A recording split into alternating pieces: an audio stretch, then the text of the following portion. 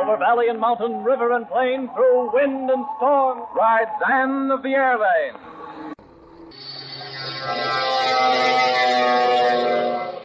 Pete, Kay, and Zeb find that the transport ship that has been deserted on the island of Trinidad is one that had been landed there a month or so before by another member of the diamond smuggling ring. The only thing left aboard the ship is a note containing what were apparently the last few radio messages from the gang's headquarters in Springfield. The last message gives our three friends a ray of hope, for it mentions gas, which they need badly. But the note says that the gas is in a cave, but is followed by the word inaccessible. But something strikes Zeb, and he urges a speedy flight toward the destination of Jack Baker and Ann Burton, the island of Tristan da Cunha, telling Pete and Kay that their gas worries are apparently over. What can he mean? Well, suppose we enter the cabin of the Aircat and find out for ourselves.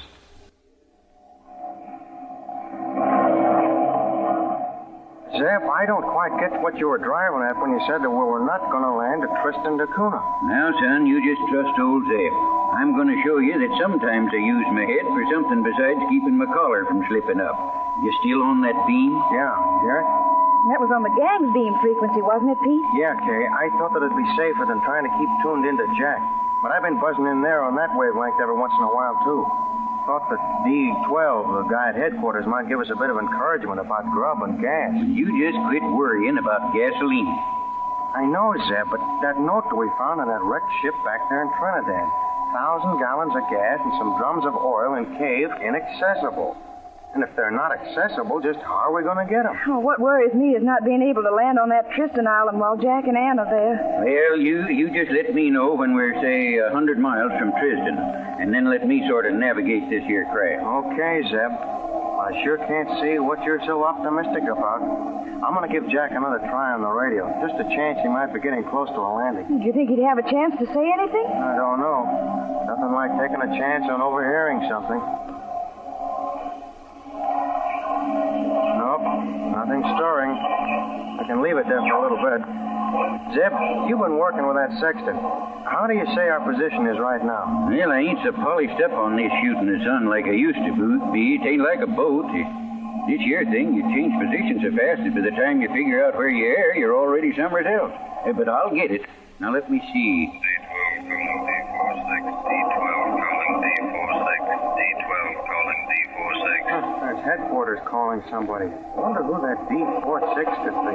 Must be some new guy. New guy nothing, Pete. D46 is you. What? Don't you remember that's the secret code number they assigned to you? Say, that's right. I guess I forgot. Okay, D46. Answering D12. Come in, D12. Still trying to locate ship near Tristan da Cunha that can furnish you with gas at nearby point in time to permit you to keep on trail of Baker. How is your gas holding out? Plenty to get to Tristan, I guess. Where can we land near Tristan without taking a chance of being heard by Baker and the others? Only 2 islands near Tristan. One is too small to land on. The other is inaccessible. We'll notify you later. That is all, D46. Oh, for the love of Mike, now him. Are all the places around this neck of the woods tough to get to, or do people just like the word inaccessible? I tell you, it's getting on my nerves. Here she be, Pete. Your location as near as I can figure it. We're just about 37 degrees south and 11 west. And say, that ain't so very far from where we're going. Now, let me see. Here's Tristan right here. Say, I'll say we're getting close. It's 37 degrees, 5 minutes, and about 50 seconds south.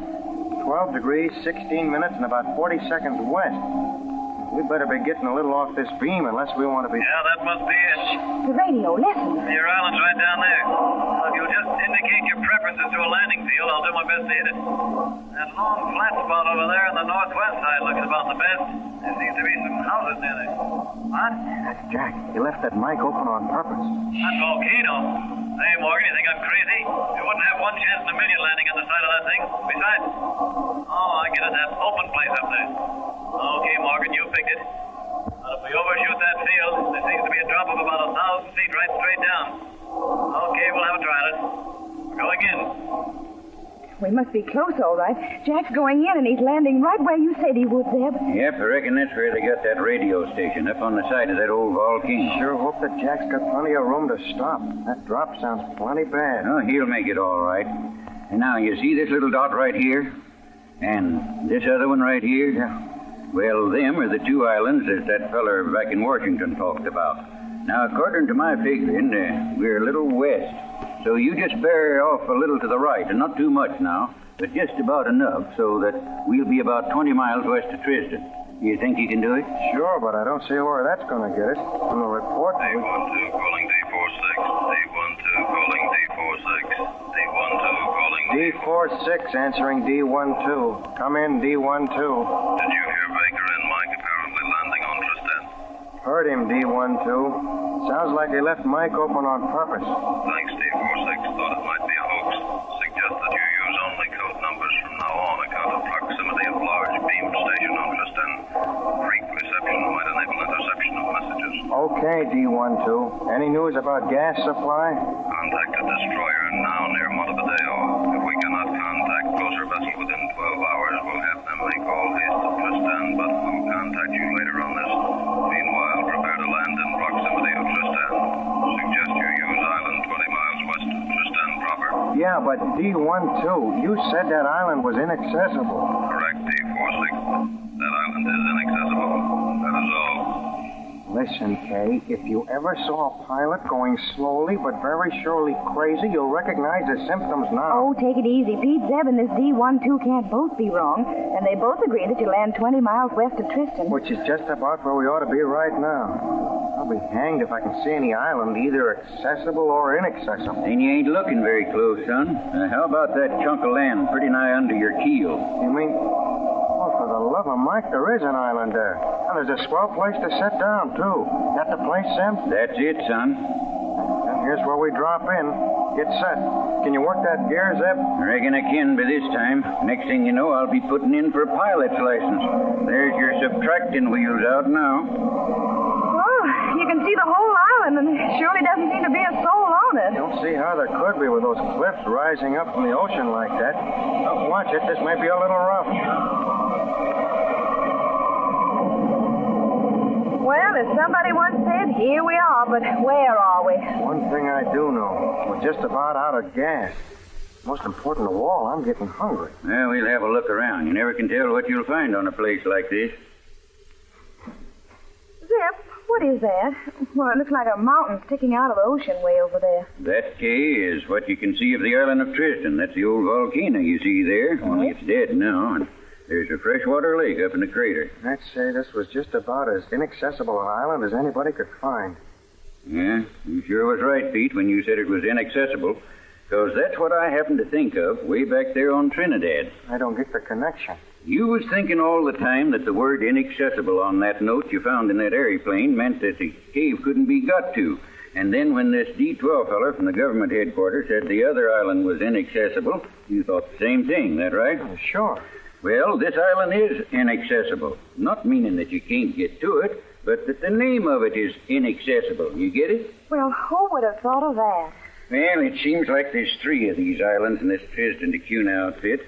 There's Tristan itself, where Jack and Ann lit. Then there's what they call Nightingale, only there ain't no nightingales there that I ever heard of or anything else much. And then this one, which they called Inaccessible on account of the high cliffs all around it. I get it now, all right.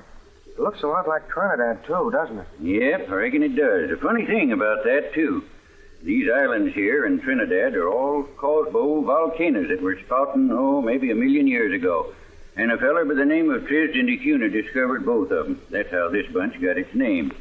But now, if that note in the airplane meant anything, there ought to be some caves hereabouts.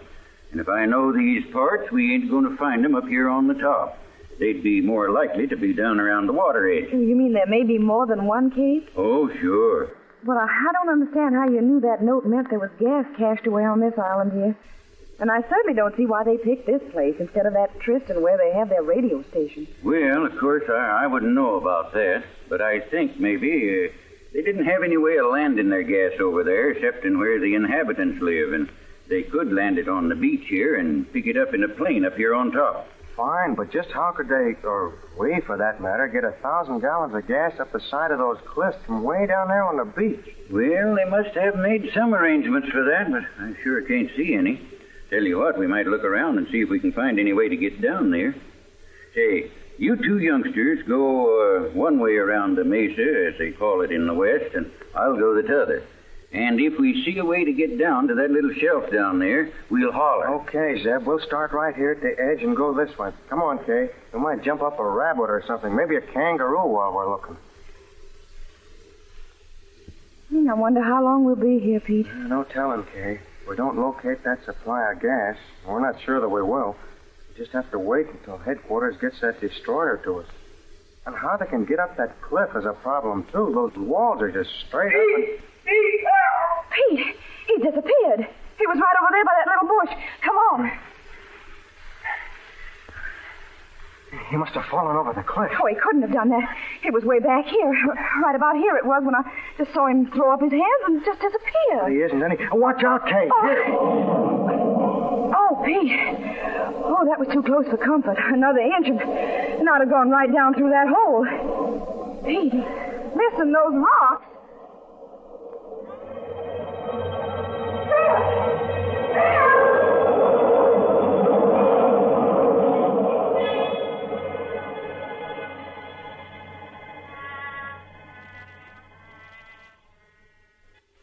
But no sound comes back from the seemingly bottomless volcanic pit. Will the hardy veteran of 1,000 jungle adventures survive this fall? Will the supply of gas on Inaccessible Island remain inaccessible? And what about the matter of food? There is an answer to every one of these gripping questions in the next thrill-teeming episode of Anne of the Airlanes.